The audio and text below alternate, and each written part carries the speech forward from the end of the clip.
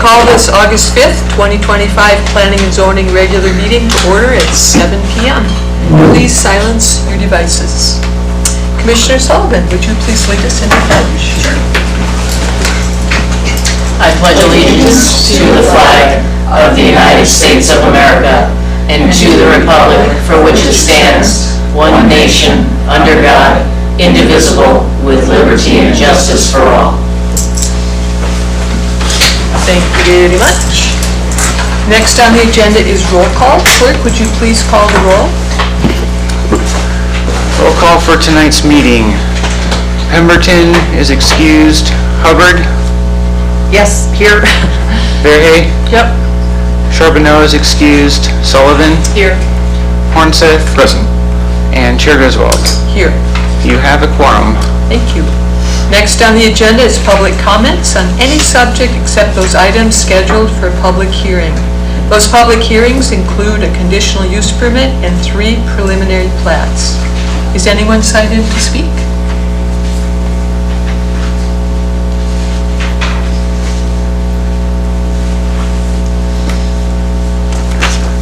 Nobody is signed in. Okay. Does anyone in the audience wish to speak? Okay. Hearing none. Next on the agenda is the approval of the agenda and consent agenda. I need a motion to approve and a second. Please raise your hand to be acknowledged. Commissioner Sullivan. I move to approve the agenda and the consent agenda. Commissioner I Hubbard. second that. Thank you very much. And are there any changes to the agenda and consent agenda? Okay. Clerk, would you please take the roll call vote on the agenda and consent agenda?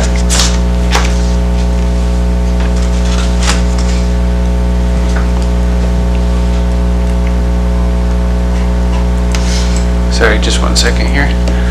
Okay.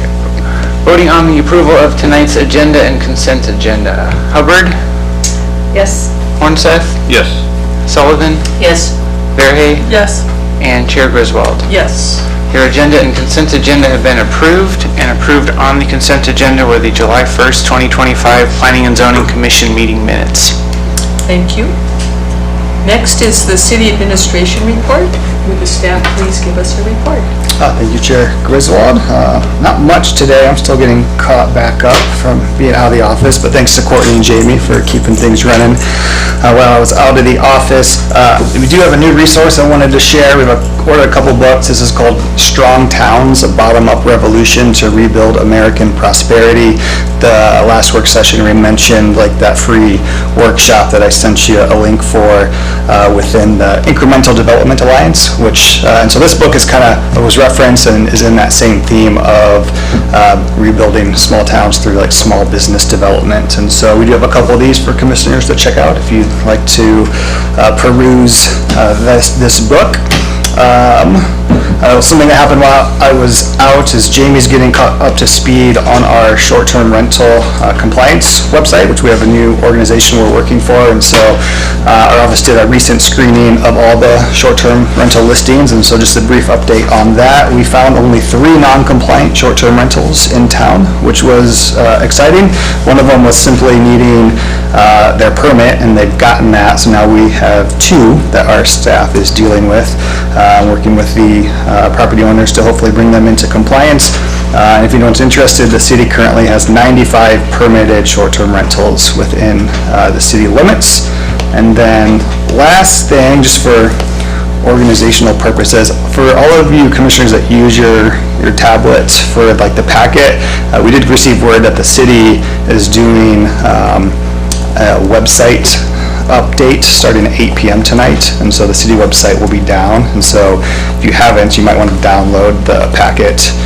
If you have any issues, we did bring extra paper packets tonight, but I know sometimes in the resolutions you ask staff to maybe look up code or zoning maps. We just might not have that ability tonight starting at 8 p.m. So Did just you say no? Yeah, Very right? important. So just a FYI on that, and that's what I have. Does anyone need a minute to download? Okay, good. I noticed that Strong Towns visited Homer. They had a workshop with Strong Towns. Oh, they did? Pretty Okay. interesting, yeah. Might Nice. want to see what they found. Yeah, I'll check that out. Yeah, thank you. Thank you for the books. Next on the agenda is public hearings. First on the agenda is a public hearing for Resolution 2025-023, starting on page 8 of the packet. Clerk, would you please read the title into the record? Resolution 2025-023 of the Planning and Zoning Commission of the City of Seward, Alaska, granting a conditional use permit to Harbor Holdings LLC to construct and operate an employee campground at 1713 Alameda Street within an industrial zoning district. Thank you. Does any commissioner need to declare a conflict of interest? Okay. Does any commissioner need to declare ex parte contact on this quasi-judicial matter? Okay. I'd like to declare that I'm familiar with the 3-unit Connex structures, having seen them previously in use in the industrial zone and stored on property visible from Nash Road. I also had a tour of a new Connex structure a few years ago by the businessman who modifies them. I have not visited this site or communicated with the applicant, public, or other commissioners. How does the commission rule? Does the commission rule that I have had ex parte information? I don't think it would affect any of your decision-making. Okay. Okay, okay, thank you. Would the staff please provide a short summary? Yes, thank you. So the area that the CUP application is for is in the Lear Industrial Subdivision. The property is to the east of, if you're familiar with the OBI employee campground who uses the same modified Connex units. Currently on the property there are 3 large train cars which are used for storage purposes, and then 3 ATCO trailers that have been used for employee housing. This conditional use permit would add an additional 4 of these modified Connex units combined, so 2 each combined, and then a 5th one would be for the shower and bathroom house. The employees staying in these modified camping units would be employees of the restaurants in the harbor area, and there would be included a microwave and a refrigerator in the units, but primarily since they would be restaurant workers, would be eating at the restaurants. Chief Kreitz did express many concerns which are listed under his comments. The concerns stem from that these modified Connex units are not structures, and so they can't be inspected by building code and life safety code, and so he cannot enter the units as a fire chief inspector and inspect them according to building code and life safety code, because they would essentially fail. So he's provided a list of items that he feels would add to the safety of these units, which have been included in the conditions. So some of these conditions are just improving the ability for the residents to be able to evacuate or leave, so the egress of the units, and then also making sure that the electrical apparatus within units are safe, having fire extinguishers, fire alarms, carbon monoxide alarms, and also having an addressing system. So this addressing system would be similar to apartment complexes around town where they have one central address, but then within, if you drive into the apartment complex, the separate buildings are numbered or lettered, and then each door has a number, and so it would be the same thing. Each Connex would have a specific numbering or lettering system, and then the units would have a numbering system. That way, if there was a 911 call, the emergency personnel could go right to the unit where the call was coming from. City water and sewer and electricity will be brought to these units, and the other conditions are listed on page 11 including bear-resistant carts, and minimum of 6 parking spaces. The maximum occupancy would be 24 people.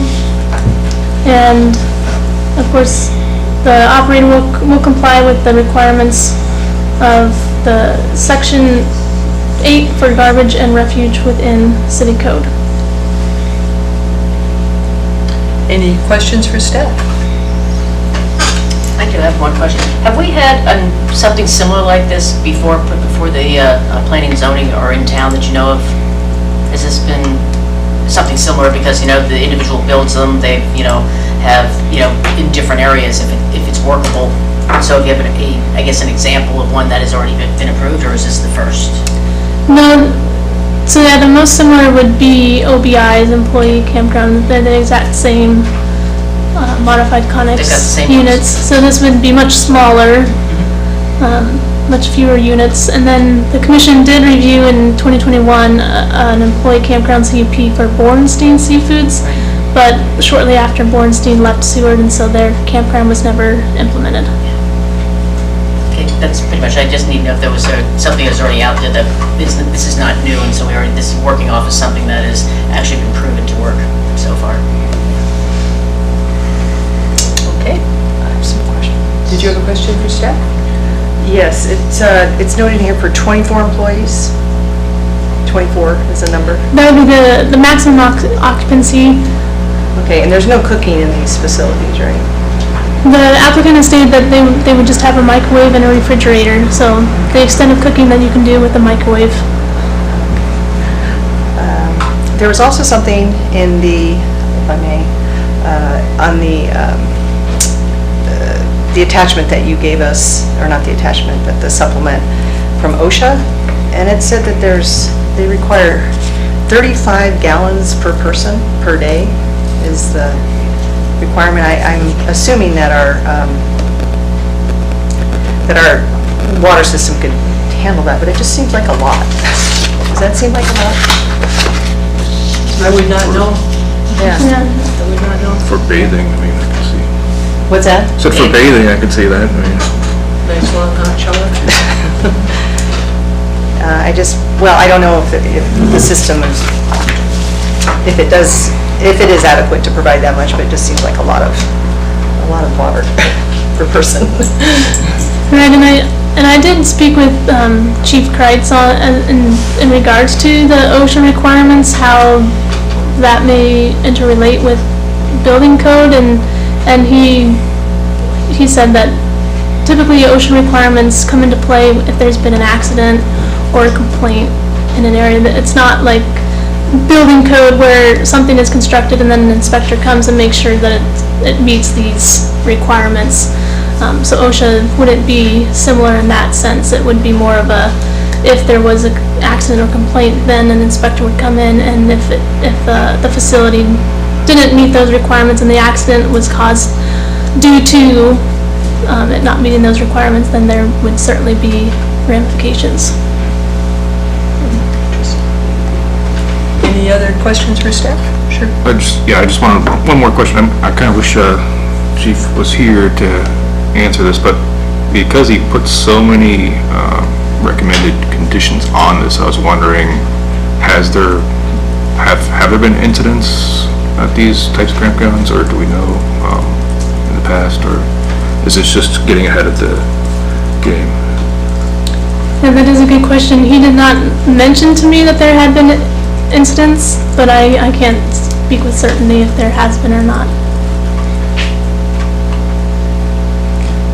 Is it okay to ask the applicant if he has any? Not yet. Not yet? Not yet. We're just at staff comments right now. Okay. Okay, so now, would the applicant wish to... Excuse me, Chair Griswold, could we get a motion and a second? Well, this is interesting. I know that's important.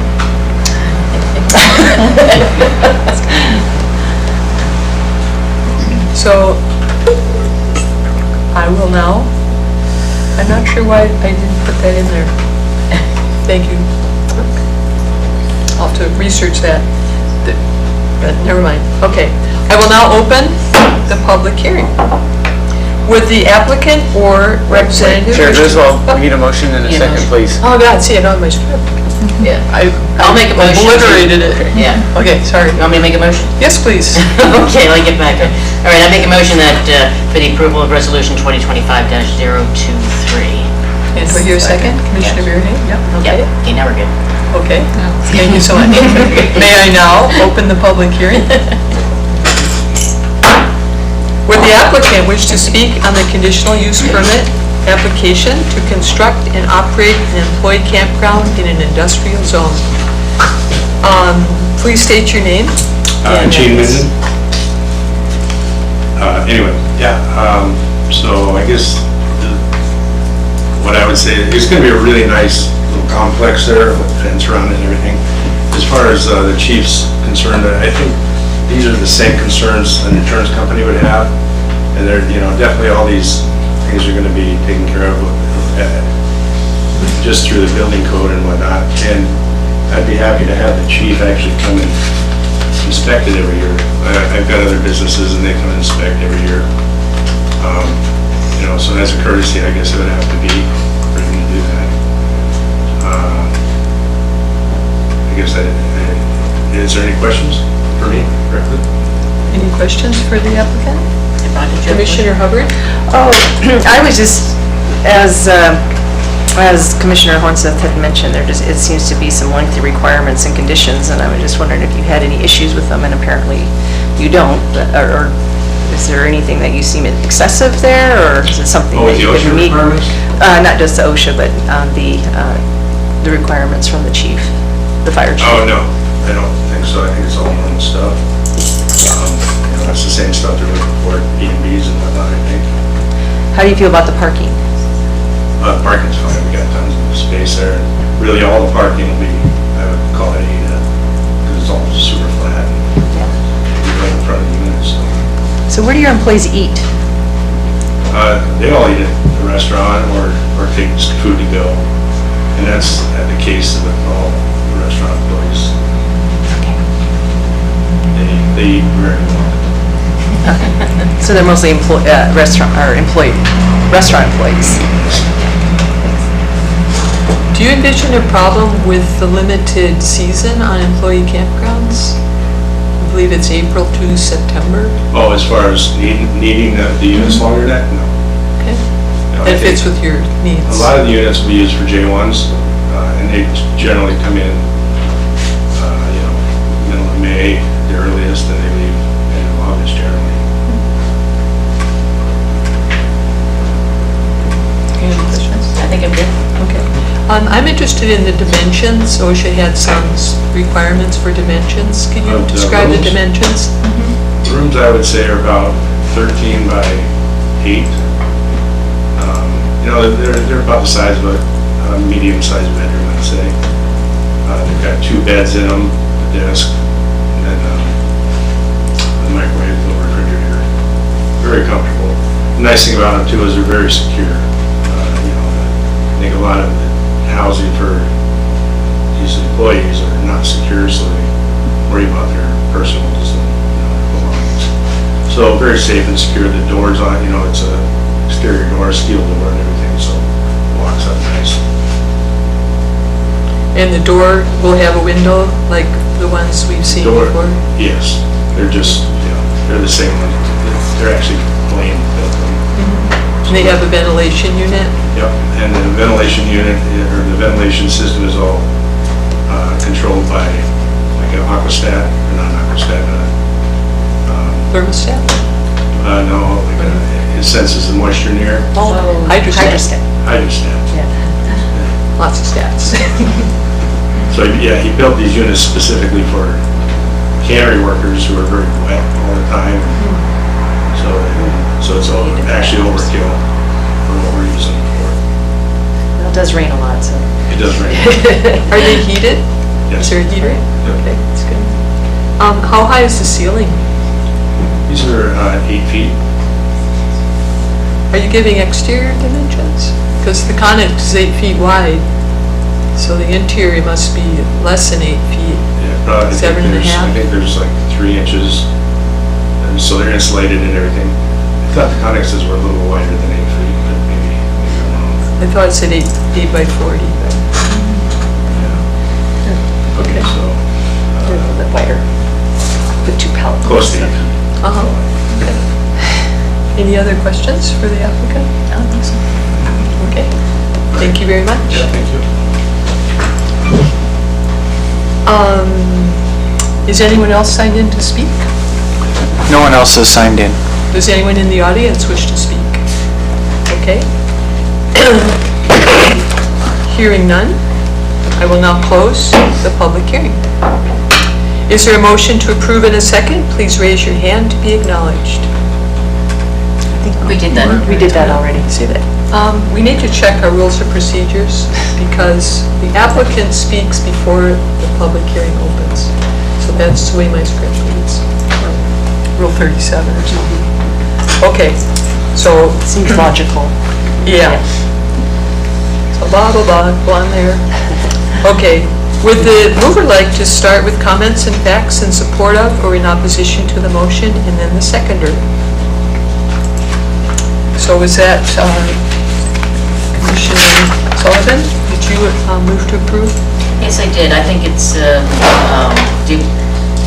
I think what he has here and what he's provided is actually a good, thing. It's going to solve some of the problems with some of the housing for the employees, and we already have already an established standard because the fisheries have already done it, so it seems to work for them. So it's a logical progression, I think, for this. That he should be able to put his own stuff up. And then Vanessa? Yeah, I would agree. Seems like we already have some of these as a standard, so that's some more employee housing. Okay. Anyone else wish to comment? I think our industrial area turned into a R3 area, and so we should require some trees and greenery and gardens and flowers and really jazz it up. You could make a motion to that effect. Oh. Maybe I'll just buy some for them. Yeah, lots of nice alders there. Gets pretty dusty, so. And not many flowers will grow that you're going to have to get those whiskey barrels and Yeah, put the bring in stuff in some- those. That might Yeah. work. Bring in some big old planters or something. But that's just a comment, you don't want to make a motion at this time. No, something for the record, something to think about. Anyone else wish to comment? We're good. Okay. I would like to move to add a new condition 4 and renumber to read, each unit will have a functioning microwave and refrigerator, as that confirms the statement in the packet on page 8 as a requirement. Is there a second? I'll second. Okay. Any further discussion? It's just that it was in the packet, and I'd just like to make sure it's a condition. Okay. Good catch. Good catch. Okay. Yeah. Clerk, would you please call for a vote on the amendment? Voting on the amendment to add a condition 4 for the microwave and refrigerator for each unit, is that correct? So this is voting on just that amendment. Sullivan, Yes. Hubbard, Yes. Fairhay, Yes. Hornseth, Yes. and Chair Griswold. Yes. That amendment has passed and the main motion as amended is back on the floor. Are there any further amendments? Okay. I'd like to make some comments. Finding C on page 13 is not supported. The comp plan does not support housing our seasonal Seward residents in dwellings that cannot meet our building and fire codes and that cannot be inspected for life safety compliance as housing. Recently, P&Z approved high-quality bunkhouses for 24 and 32 seasonal employees with common rooms for cooking and relaxation. The comp plan supports regulated dwellings such as bunkhouses, but not converted shipping containers. Finding E on page 13, the proposed use will not be harmful to the public safety, health, or welfare is clearly not supported. The fire chief commented on page 10 that per city code, these are not classified as temporary structures or permanent buildings, so no code review or inspections will be performed. Finding E continues, these modified Connex units cannot be regulated and inspected per building and fire codes and thus do not meet the standard requirements for life safety that other dwelling units are required to meet. Allowing the applicant to ensure the safety of the occupants is not allowed for any other dwelling units. Ensuring public safety, health, and welfare are the reasons for our life safety inspections and building codes. So,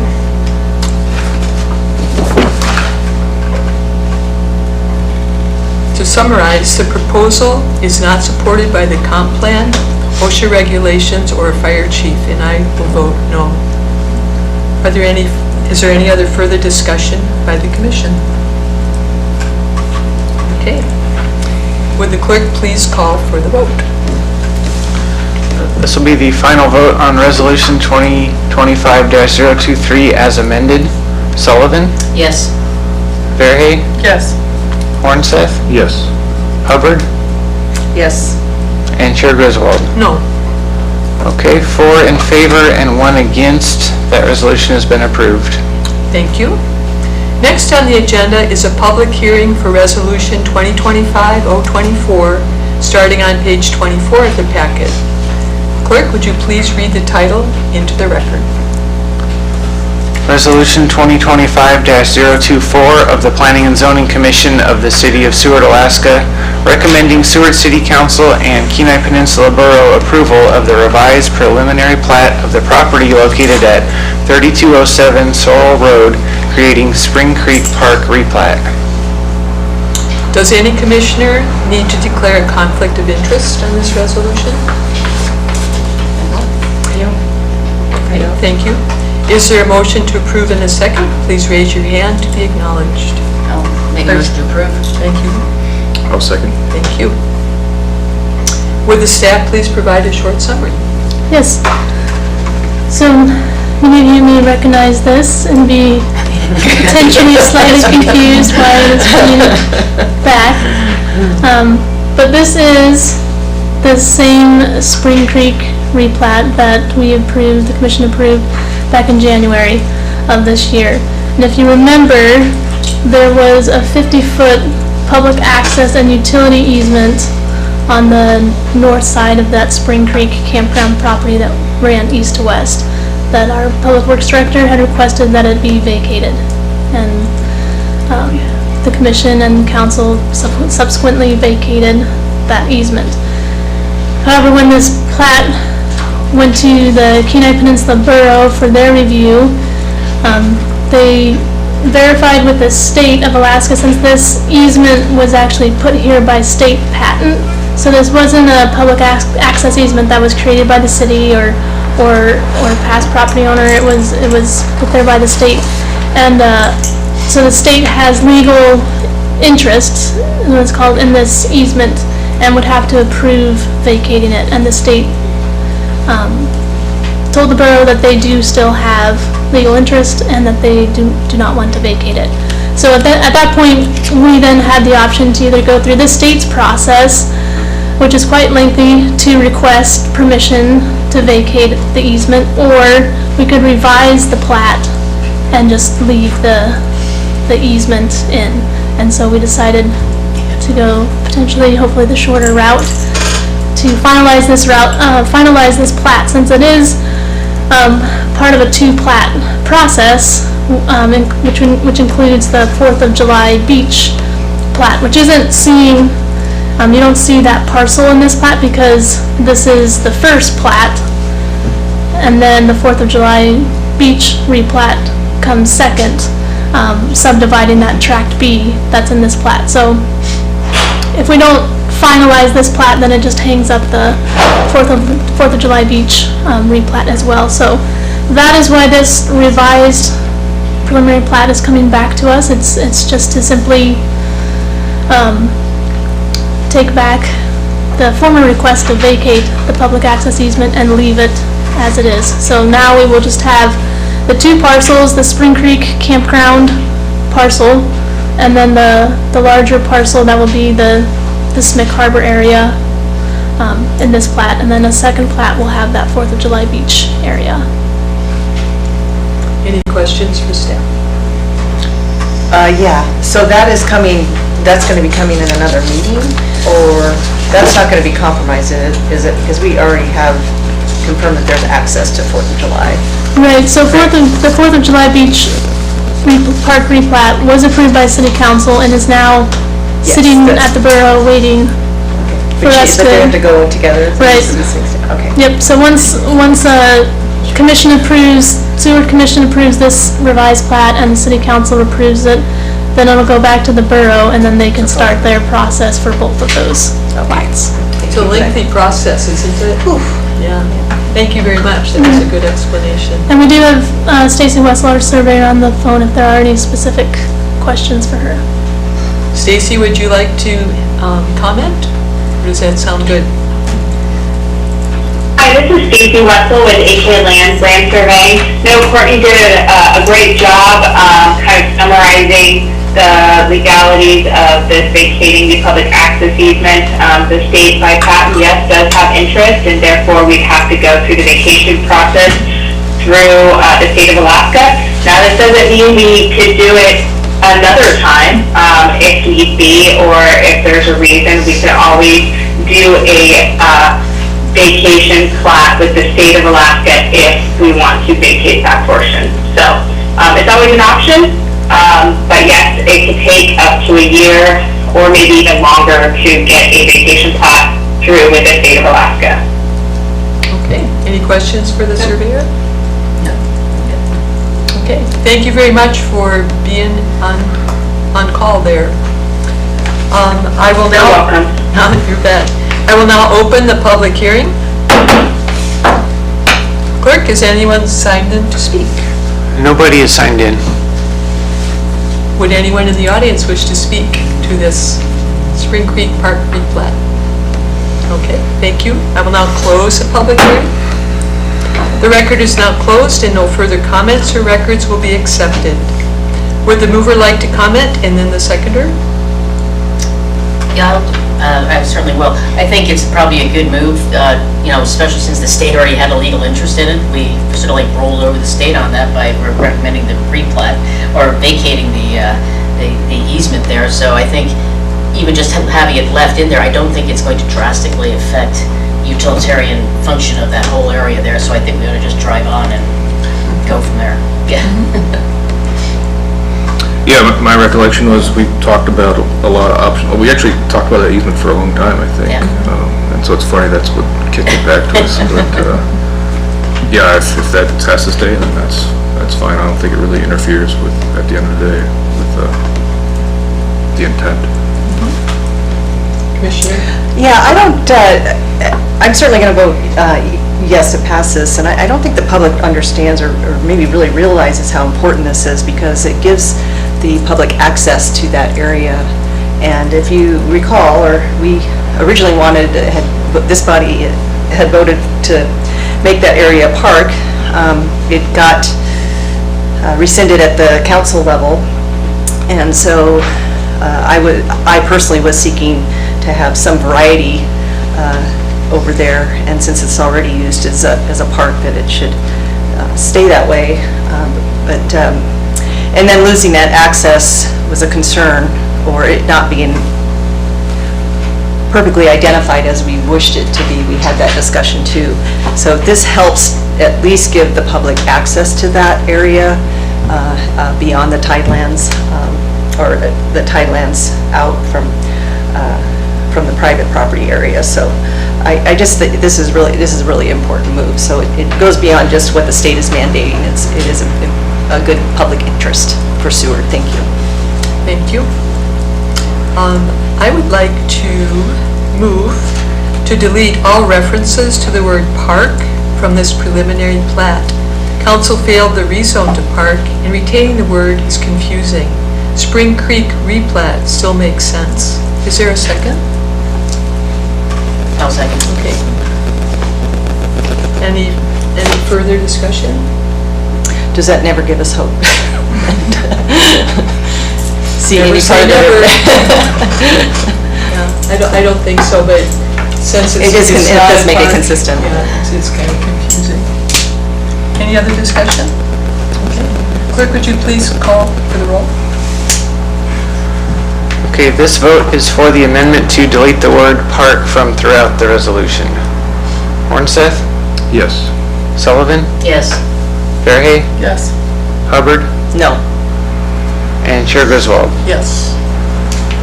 Okay, 4 in favor, 1 against. That amendment has passed, and the main motion as amended is back on the floor.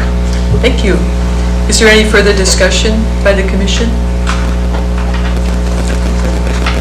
Okay. This is our first revised preliminary plat. I appreciate that the state wishes to retain the public access easement to Spring Creek Beach, and I support this revision. Are there any final comments from the staff? No. Okay. Clerk, would you please call for the vote? Final vote for Resolution 2025-024 as amended. Hubbard, Yes. Fairhay, Yes. Sullivan, Yes. Hornseth, Yes. and Chair Griswold. Yes. That resolution has been approved. Thank you. Next on the agenda is a public hearing for Resolution 2025-025, starting on page 40 of the packet. Clerk, would you please read the title into the record? Resolution 2025-025 of the Planning and Zoning Commission of the City of Seward, Alaska, recommending Kenai Peninsula Borough approval of the preliminary plat of the property located at 2007 Olympia Road, creating lots 22 through 27, Gateway Subdivision 2025 edition. Thank you.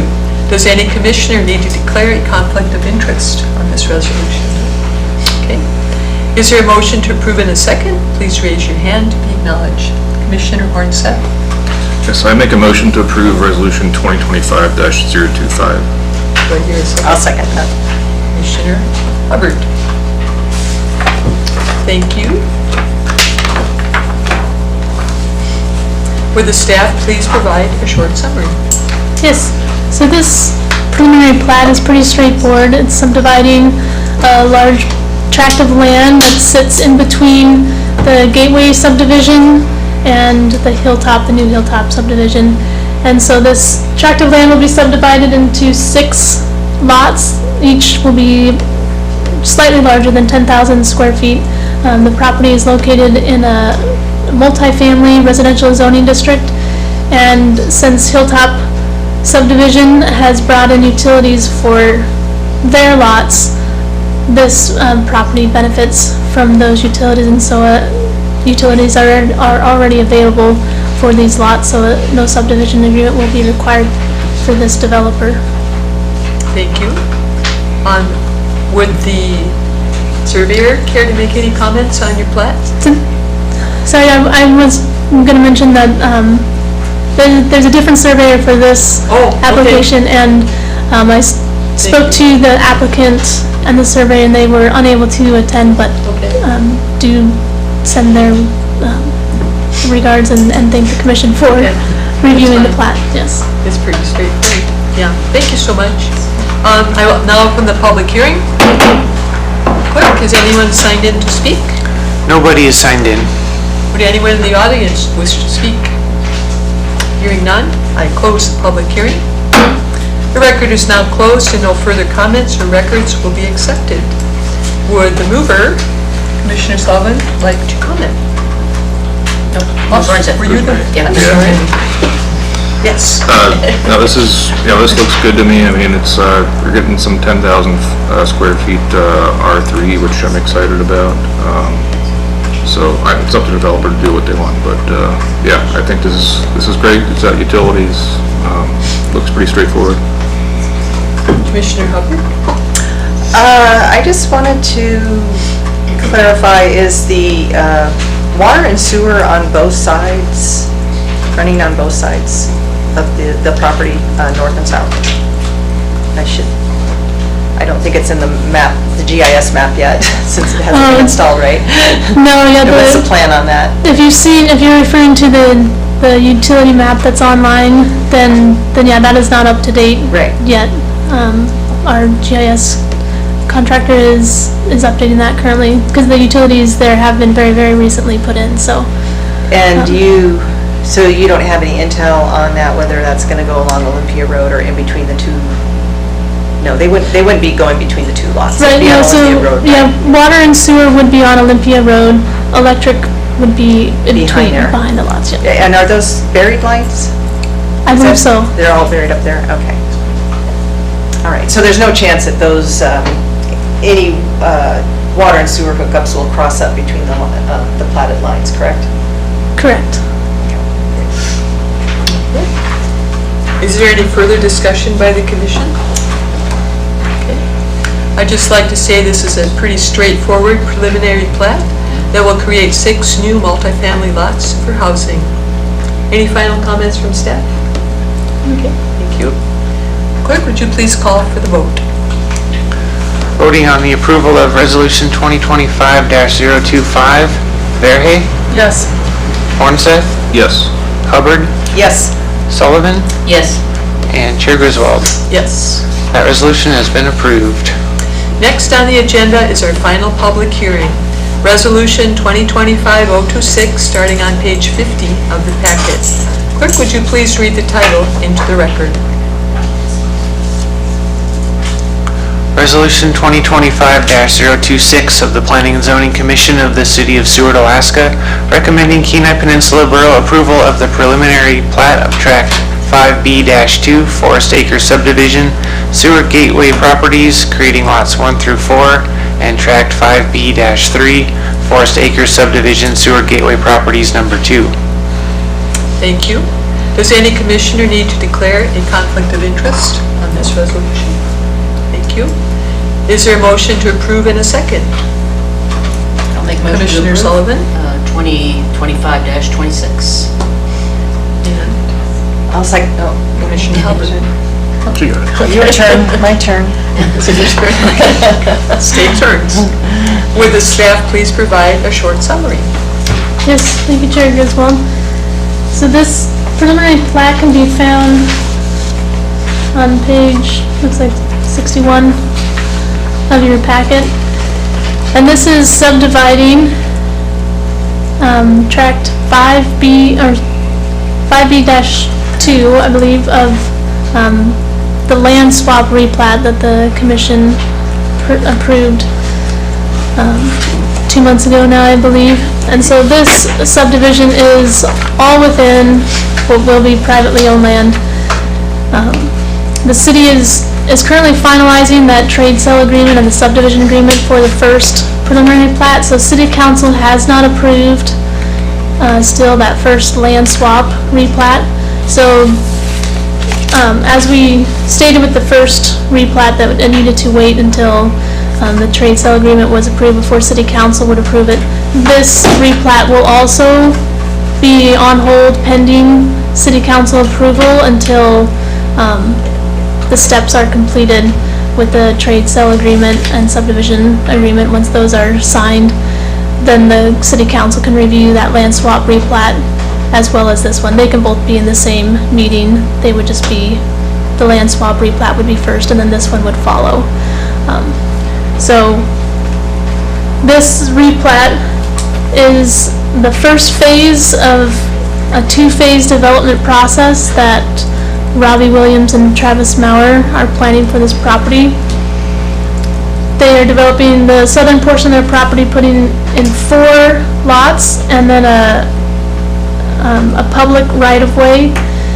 And I know that commissioners have expressed concerns with cul-de-sacs in the past, and so I just wanted to state that since this is part of a 2-phase development process, this cul-de-sac is not intended to stay, that they do plan to have the road be fully connected in some way, either straight through to Dick Raff or some other connection. I'm not entirely sure. Maybe Stacy might have ability to speak to that a little bit better, but I know that the cul-de-sac is not intended to be permanently there. It's needed there right now in order for the borough to approve this plat, since you can't just have a dead-end road. There needs to be adequate turnaround for emergency personnel there. So that is the reason for the cul-de-sac currently.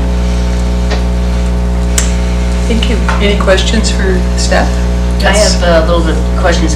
For these replats, are they just sort of in a queue, waiting with the city council? So what if the city council does something a little slightly different? Is that going to, significantly affect these, or is there a possibility of it getting a bit of a kerfluffle going, and then we have to go back to the drawing board? Are we anticipating ahead of time? So, yeah, I can speak to that a little bit. So the city attorneys are cautious about moving these to city council until the actual trade of land has occurred, because if we move these forward and then someone gets cold feet on either side, then we're kind of in this weird situation. But the trade agreement can be contingent on city council approving these plats, and so that's kind of the direction that we're going, that we need the trade agreement first, but it kind of can be built into the trade agreement that these things need to move forward for. They're sort of in a holding pattern Yeah. until they do it, and then you can move on from there. Yep, correct. Okay, good. So it hasn't been formally treated? No. Would the surveyor, Stacy Wessel, have any comments? Hi, my name is Stacy Wessel with AK Land Survey. Not at this time do we have any comments, but there is a 60-foot right-of-way, which is code for KPB and City of Seward, as well as the 50-foot turnaround, which is also per code for KPB. So, Thank you very much. yep. I will now open the public hearing. What? I just Did you wanted have to some ask- questions? Yeah. Well, go ahead, I'm sorry. Oh, okay, I was interested. Since it is in a floodplain, is it pretty much incumbent on the owners to make it buildable and safe, and bringing in their own gravel? And I mean, we don't, or the borough doesn't put any conditions on them for this? I know it could be an insurance thing or whatever of the owner, or on the owner. Like I said, it could be incumbent, but do we have any concerns for the builder or owner in this respect? Right. So when a property is located within a FEMA map flood zone, they're required to obtain a floodplain development permit with the city, and that development permit would then have additional requirements. We work tandem with the building department on that permit, and so they would have to meet additional requirements in order to make their structures more resistant to a flooding incident. They would also be required to purchase flood insurance. There is a process where they can raise the property and then submit an application to FEMA to request that their property be removed from the flood zone, so that they're not required to obtain insurance anymore, but that is an option that they can do, and they would have to make sure that the property is raised to a level that is out of that flood zone. So they would have to address those flooding issues for sure in their development. And it's up to the borough and the city to determine, because if they're going to be bringing in property, that could threaten other properties surrounding them, causing runoff, as we have seen out in that area already, so Right. that's all part of the whole So plan. even bringing in material, they would be required to have a floodplain permit for that, and then be able to demonstrate how the runoff would be accounted for. Okay, thank you. While we're on that topic, could you please explain how X is actually in the floodplain definition? Yeah, so when we look at a floodplain map, you'll typically see the different zones. X is still considered a FEMA flood zone, but very, very minimal percent risk of flooding. And then you'll have your A zones, which are flood zones that are based off of rivers. And then you have your V zones, which are flood zones based off of ocean flooding. And so the borough, it sounds like, on their plats of borough land, when a property is located even within a Zone X, which has minimal flooding, they do require a plat note to just state that it's still within a FEMA mapped flood zone. However, since we regulate our floodplain for the city of Seward and have floodplain permits for our city, they don't require that note on our plats. They just put a note that informs future owners of the property that they would need to speak to the city of Seward about floodplain permits. If so, I would like to speak as well. Go ahead, Stacy. In 2006, there was a permit for the City of Seward floodplain development permit for this lot. In 2006, I could also get you the document if needed. They did complete the elevation certificate. They did have detailed plans. They had certifications by, I'm not sure if all of it was completed, but I do know that the permit did approve for fill as well. The owner did mention that the area had already had fill on it, but the document that I have in 2006 doesn't exactly, say what fill was put on it. But it did have a permit in 2006 for this as well. And then one other mention, I apologize. That's it for right now, and then I'll bring something else up later. Okay, just let me know if I don't catch you when you're ready. Can I answer that? Sure. Yeah, if it's any consolation, I do remember lots of fill being dropped in there over time as I've witnessed that and lived here, so I'm sure it was there. They have brought in a lot of fill. It's pretty obvious, but I'm just saying. Thank you. I will now open the public hearing.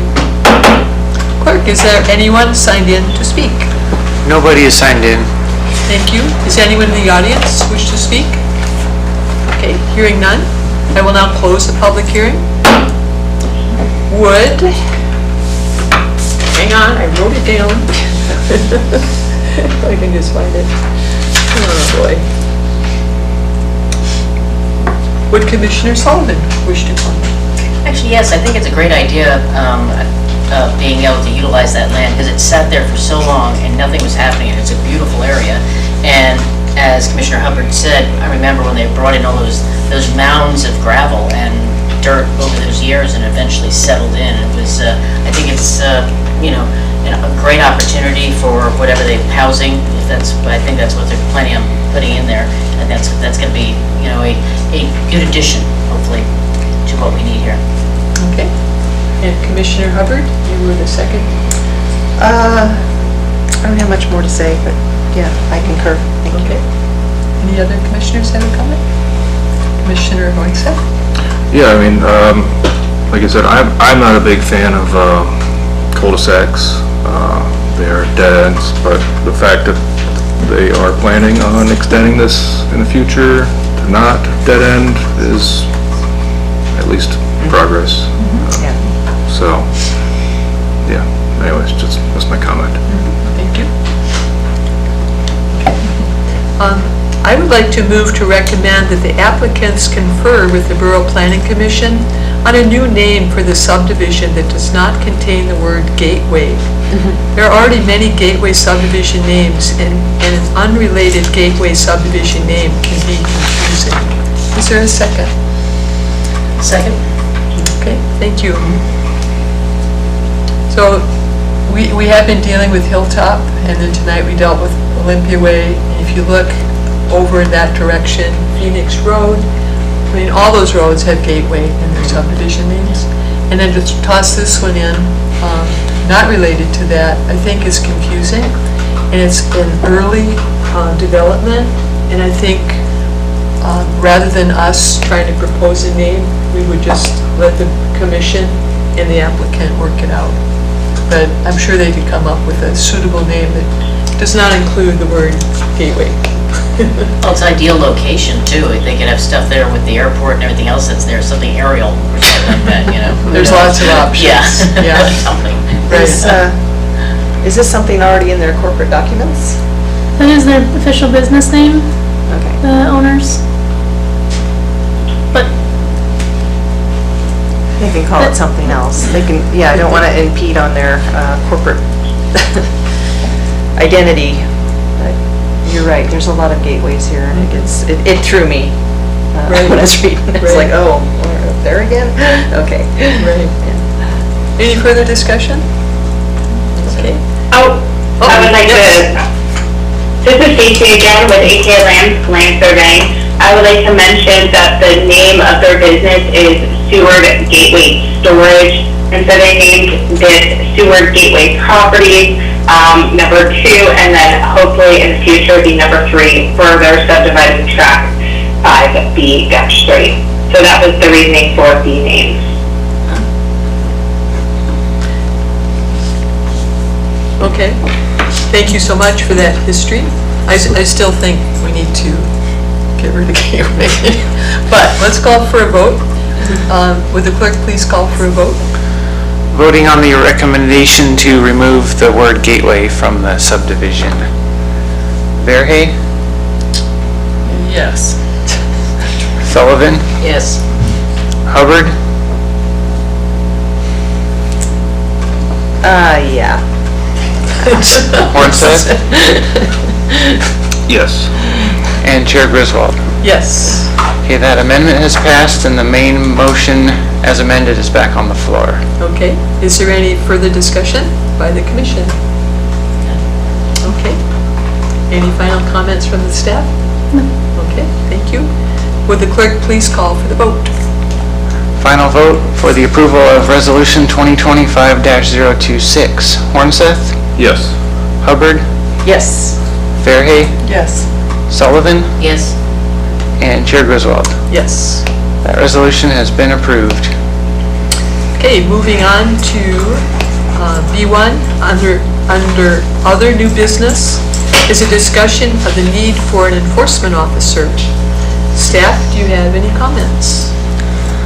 Yeah, thank you, Chair Griswold. This was a discussion item that the chair requested to be added, and so I'll kind of let her here, but just to add just a little bit of context from our office, this request kind of coincided with a conversation I had recently with one of the council members, Councilmember Finch, who also expressed concern about a lack of enforcement in town, and so it sounds like he's willing to bring up the topic before council, and so I just wanted to say to the commission that after your discussion, if you have any type of message or recommendation you want to pass on to council, our office would be happy to draft something up in the form of a memorandum for you all.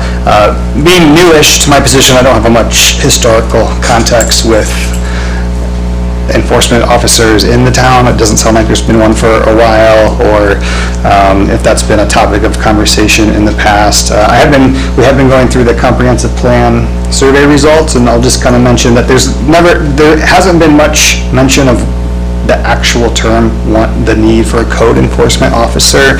But when I was looking through the land use surveys, there were a lot of comments about an area of code in Chapter 9 dealing with public nuisances, where people are concerned about like abandoned houses and vehicles and yard junk and landscaping not being kept, and that is a code violation. It's just not enforced, right? And so while the public has not expressed a desire for a code enforcement officer directly, I mean, it sounds like there are areas where the town would appreciate maybe code being enforced in some aspects, and so take that for what it's worth, but I'll let Chair Griswold lead this discussion. I don't believe we've ever had a code enforcement officer, and I remember back in the last century, we were trying to get one. It's been a long-term goal. Some reasons for an official enforcement or compliance officer: enforcement for ADA regulations, including parking requirements, investigation of complaints of potential code violations, general code enforcement, resolution of violations including fines and court appearances, public education about local ordinances and regulations and how to comply, maintenance of records of inspections, investigations, and enforcement actions, and reduction of stress on staff. The code is meaningless when ignored. Level the playing field so everyone plays by the same rules. Staff does not have time to field complaints and can only write letters.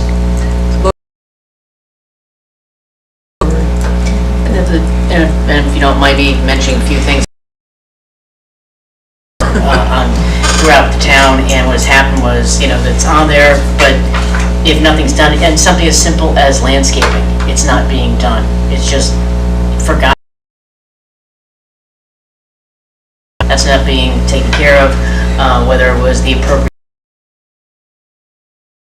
It winds up being a bit of a nuisance for people. Compliance officer, and I've looked in several other cities that they do have compliance officers, and it's an educational thing as well as the city itself, like your office, you don't have the time to go chasing CUP violations, and so it's an important thing to have somebody that can actually respond to a lot of those things. And if I might, just so the public can be aware of the process, each title of code, it will tell you who's responsible for enforcement, and so like our office is responsible for the land use enforcement, but we're a staff of 3 people, and that could be a full-time job going around, and so I think typically enforcement's done by, if you get enough complaints, then you kind of look into it, and that's kind of how we handle things in our office, but yeah, it can be difficult for staff, as that could just take up a whole lot of time. And you could only just write letters, Correct. and more letters. Yep. I think fines, actually, because you wind up doing, if it's non-compliance, then you have a fee schedule that the council could probably come up with, and if they've non-compliance, then you start levying the fees. But it's an administrative nightmare trying to put all that together, and then you having to write letters. And, other places that I've seen, the compliance person is not just for community development, it's for other areas too. It's probably the most unpopular person in the city, but still, they're running around trying to keep tabs on things and also helping people. It's an education process too. Exactly. Any other thoughts? It's definitely something we've talked about or kicked around for a long time. So I think the need is probably there. It sounds like.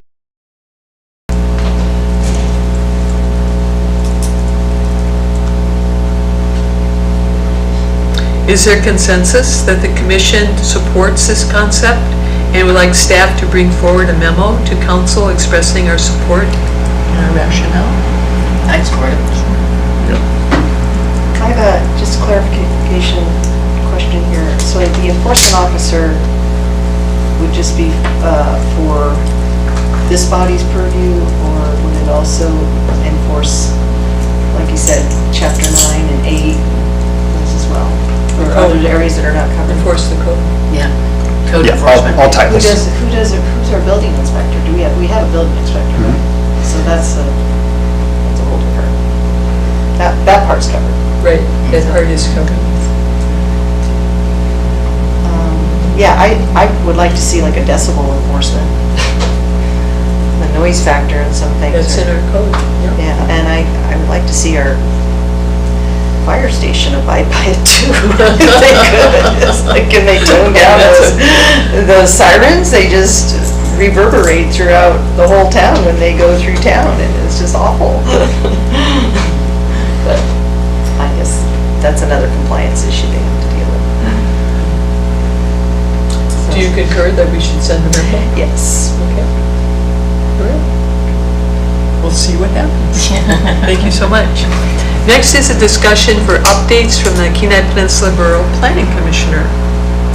So I am very interested in having our commission receive timely updates on the status of P&Z's recommendations to council and the Borough Planning Commission, as well as notification of upcoming hearings before council and the Planning Commission that have relevance to P&Z in particular and to the Seward area in general. This reference would also be helpful when updating our muni plan. The recently appointed Seward representative to the Kenai Peninsula Borough Planning Commission is very willing and interested in providing timely written reports to P&Z on upcoming items and actions with relevance to Seward. And staff has provided a preliminary rough draft of a possible Excel spreadsheet of this information. Would you like to comment, please? Sure. Yeah, so this is, just came up with it yesterday and filled it in today, so it's very rough, but we were just trying to show an example of what we could provide in tandem with our borough representative.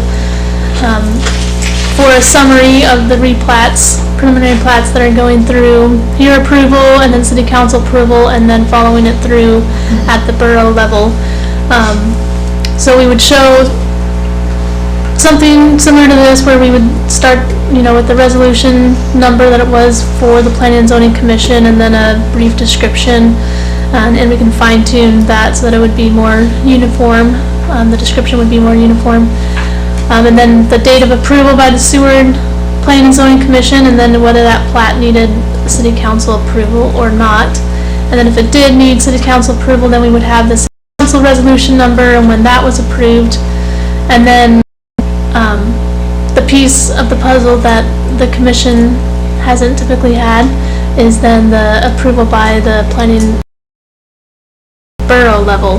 So we get letters from the borough notifying us of when things have been approved or is on the agenda, but so then we would now start including those dates of when the borough has done their initial approval. So typically the borough's process is the Planning and Zoning Commission at the borough does an initial approval of a preliminary plat in a similar setting to this, but then there is still a length of time that then the surveyor has time to revise their plat given the feedback that they were given from the Planning and Zoning Commission at the borough level, and then staff at the borough then gives the final approval. So there's preliminary approval, which is that initial approval stage there, and then we would have final approval. So then the commission could kind of keep track. So for example, on the first two plats, Spring Creek Replat and 4th of July Park Replat,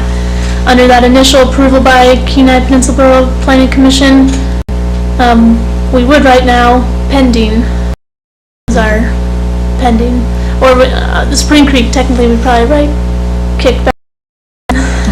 Yeah, there you go. Yeah. Or an asterisk and then bring it down in chronological order. Right. Those are kind of rare, I hope. Yeah. But yeah, I like it. It's so interesting. It is. And then it sounds like we'd probably still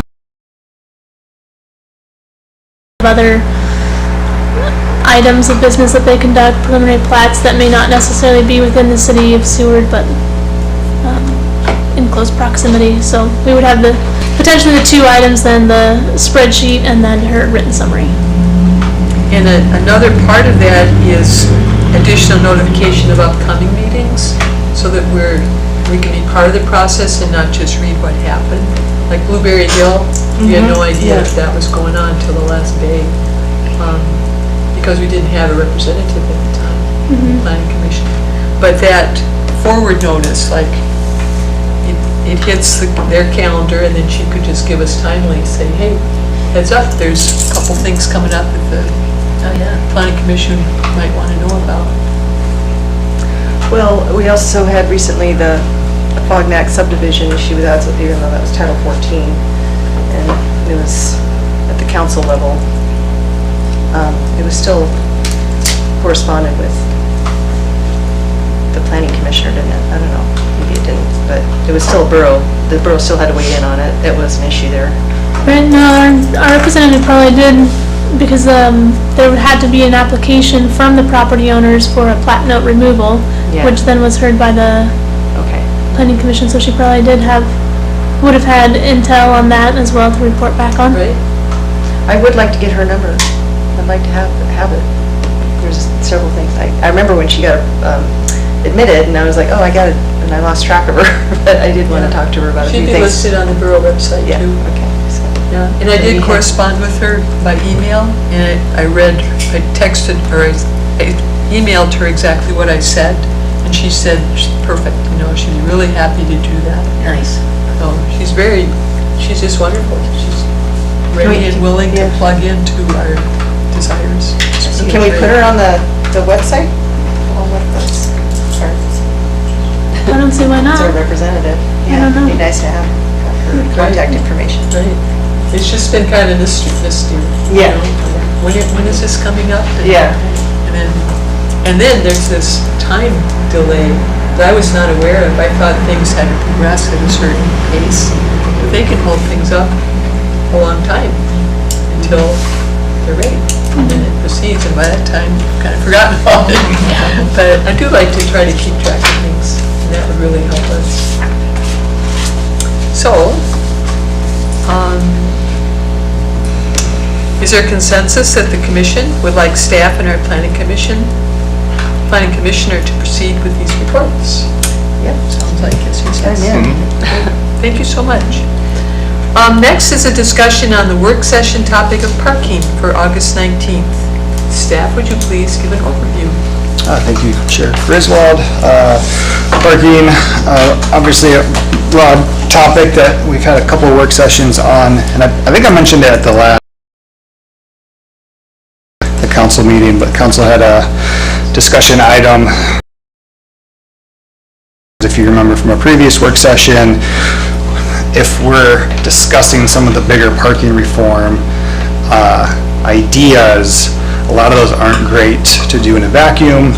Hear council's thoughts on if they would support things like paid parking in downtown, and after that discussion, it wasn't a black or white, yes or no. Kind of the direction was given to you all to continue that conversation because there was interest in learning more about it from the council side of things. And so administration is supportive of continuing down that direction. And so we're kind of open for a conversation with you all to see if we could like pinpoint that a little more. Some ideas that we have had are, I do think we need more public input on this topic. And so if we do have this work session, want to reach out to the Chamber of Commerce, downtown businesses, let them know some of these ideas and get their thoughts on what that would look like, and research examples. You know, you all have been taking the resources that we've given you, and so if you have found examples from other towns that might be relatable to Seward, that would be helpful for you all to bring to the table. I know Jamie's been doing a lot of that in our office, and so she's got some examples that we bring some draft resolutions of what changes would look like from all ends of the spectrum. We're thinking, you know, there could be a resolution of what, you know, eliminating parking minimums would look like. Something in the middle where, you know, we've already eliminated parking districts, and so what would it look like if we just expanded just to the commercial zoning districts and left the residential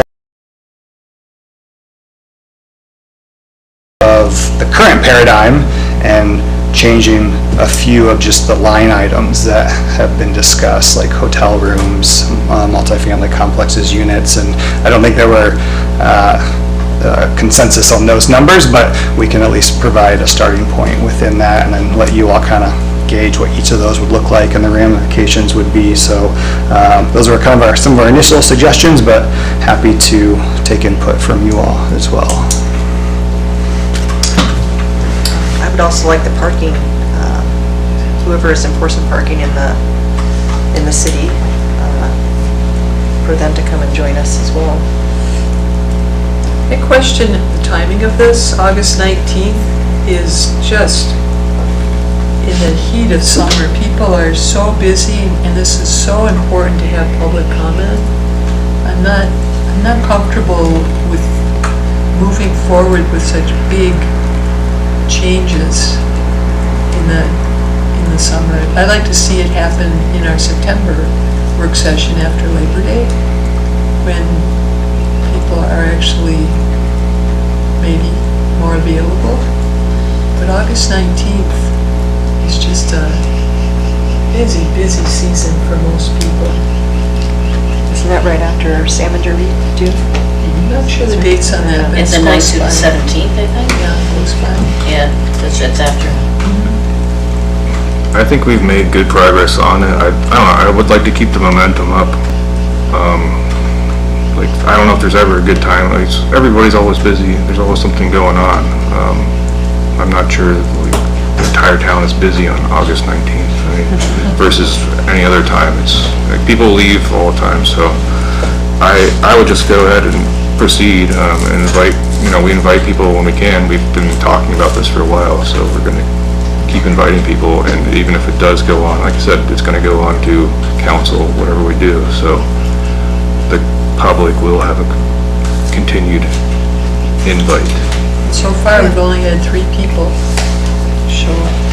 Same 3 people representing hotels and mixed use, which I don't think represents downtown, doesn't represent anything but those 2 commercial uses.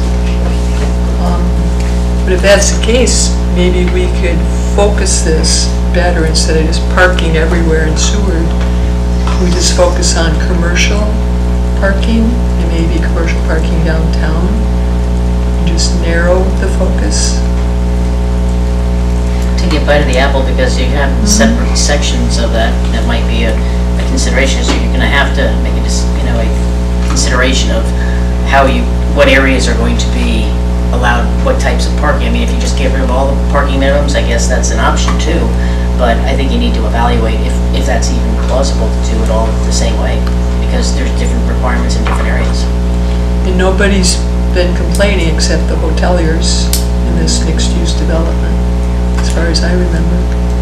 Yeah. People are not storming us and saying we demand this and that. It's just the 2 hoteliers and 1 multi-mixed use.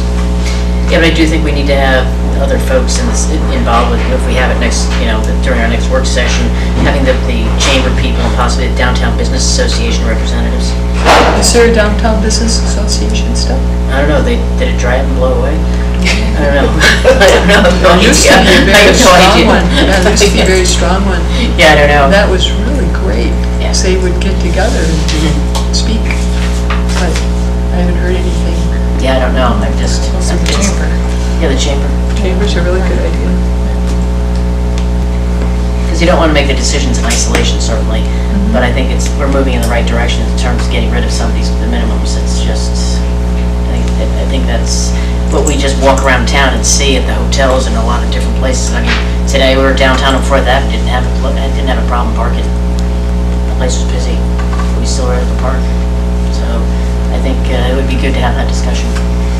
Would you favor limiting it to commercial districts? I guess at this point, if it still gets us going, I mean, it might cause us to think about some of the other, how it affects the other areas as well, because it might ultimately make us have a decision that we can apply it across the board. But if at least you just take one section at this point, then we can work with it. What do you think? I mean, if we can get a step forward and if we want to try commercial first, I think that's something. Excuse me. Don't we have somebody and some people that are hanging in the wings waiting for us to make it? I mean, they're trying to make some building plans, but they can't do it because they know that they're just hanging in the wings waiting to see what our moves are. So I believe those are hoteliers and mixed use. Yeah, we addressed them in the So if we address that now, Yeah, I think the sooner we can Serving get that that. going, yeah, and at least deal with that. And then I think to get people coming, we're just gonna have to announce something profound, like, we're gonna get rid of all parking minimums and we're gonna have paid parking. I think that ought to get people fired up and they'll show up at some point. I write letters to yeah, I don't know what it takes, but I know that summer But I do is a believe super busy we need, time. yeah, we need to address that. We were at the big idea of 0.5, reducing that parking space per unit down to 0.5, or half that, and I think we should probably keep that moving forward. Okay. So focus on the squeaky wheel, so to speak. Yeah. Because those are the only public that have ever come to our parking meetings. And so it's in their best interest to show up on August 19th. And hopefully other people. We still need, though, that, I mean, whatever we decide, there's still gonna be some issues that we don't have control of, that the city does. And the council needs to be at the table with us. And there's some opportunity for us to economize our land better, and we need to get the council to wake up to that. That's a great possibility, so. This could possibly, depending on how the work session goes, it could possibly lead to a joint work session where you have something more solid to present to them. and get their advice. Because paid parking is not our purview, but it's a really important part of. But we do have some issues that have occurred this summer that needs to be addressed. You know, businesses are occupying a lot of places along the road or in our free parking zone. It needs to be. They're allowed to, there's nothing. They are allowed to, but You can say they it's. Be nice to have data about that. We don't really, we just have hearsay, like, oh, the employees are parking. No, maybe they're riding a bike, or maybe they're, not. We don't have any data. We don't have any data on how many private vehicles use the hotel lots. Well, they're allowed to because we do not have parking minimums in central business, right? Correct? Correct. And no But we paid do have, parking. There's no paid parking, that's in central, or anywhere. we don't have any parking minimums in central business district, right? Unless it's a CUP Right, and the CUP is required for hotels. for hotels or multifamily or rentals, right? But not for businesses. Correct. And we have a problem. We gotta turn that over, and so, I guess that is a council issue, that's a title, what is that, Title 8? 8? Yeah, a Yep. Title 8 issue.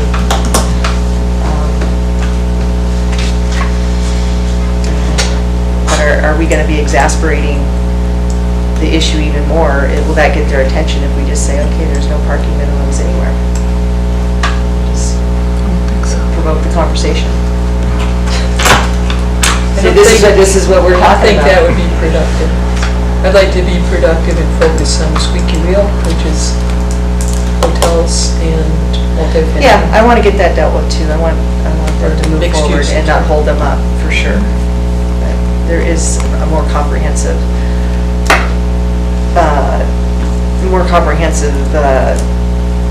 we got to address this more comprehensively for the city of Seward.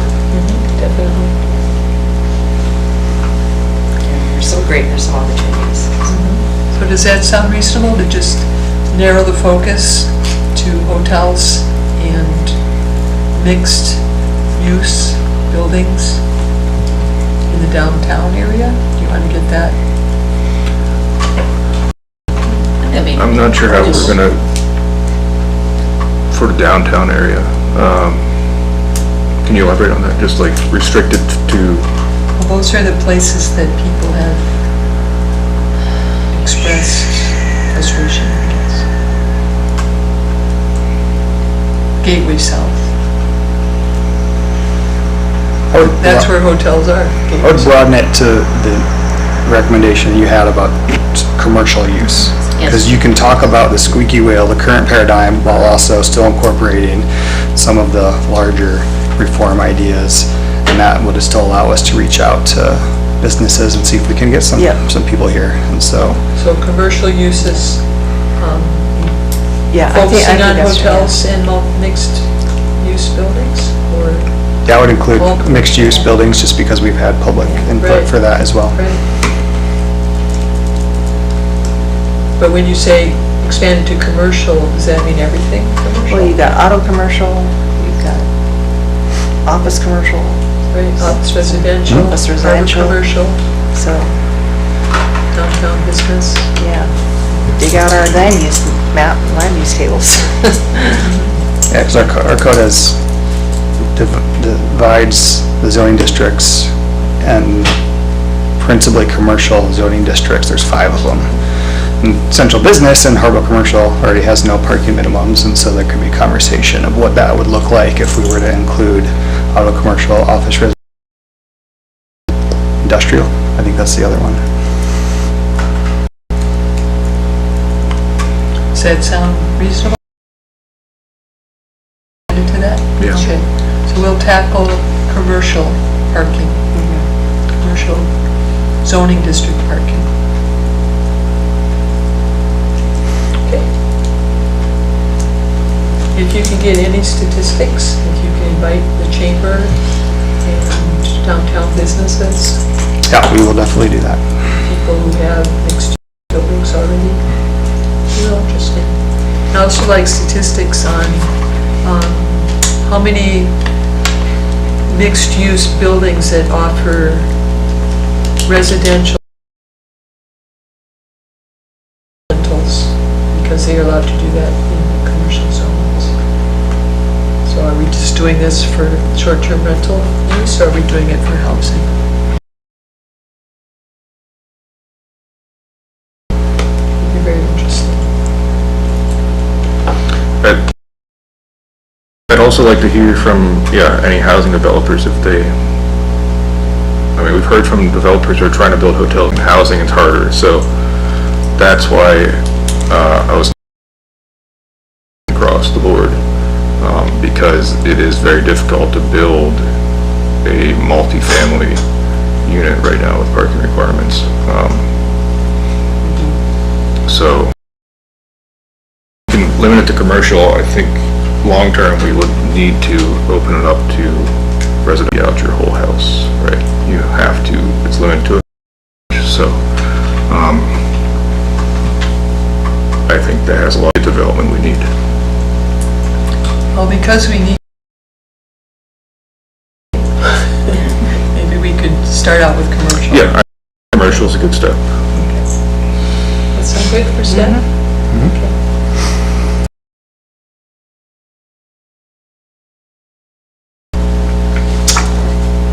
Here's a reminder of upcoming P&Z meetings. The work session on the next regular meeting will be on Tuesday, September 2nd at 7 p.m. here. Notify staff as soon as possible. Next on the agenda, final public comments. There's no sign-in for this comment period. Time is limited to 5 minutes per person in the audience wish to speak. Okay, thank you. Thank you for sitting through our meeting. Comments? Just thank you all for being here. I always appreciate it when it's Commissioners, any comments? Sure. Hey, I just want to thank the staff and everybody else knocking those 4 out. That was pretty good. That's impressive. Yeah.